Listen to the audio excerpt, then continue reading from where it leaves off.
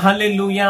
6వ దూత బూర విప్పినప్పుడు మనుష్యులలో 3వ భాగాన్ని సంహరించవలెను అని అదే సంవత్సరములో, అదే నెలలో, అదే రోజులో, అదే గంటలో 4 దూతలను విడిచిపెట్టెను.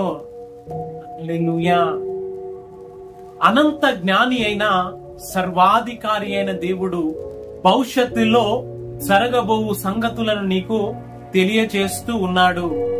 మరి పరలోకమందు 6వ దూత బూర ఊదినప్పుడు మనుషులలో 3వ భాగాన్ని సంహరించవలెను అని ఈ దేవుని ఉగ్రతలో చావక మిగిలిన వారు దయ్యములను చూడక మాట్లాడక ఉన్న వాటిని విసర్జించక తమ యొక్క మాయా తంత్రములను జారచోర కార్యాలను విడిచి మారు మనస్సు పొందని వారుగా ఉంటూ ఉన్నారు.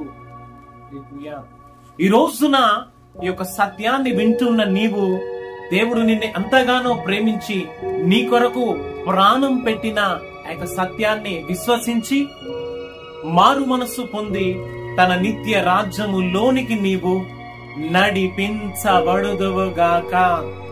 ఆమేన్.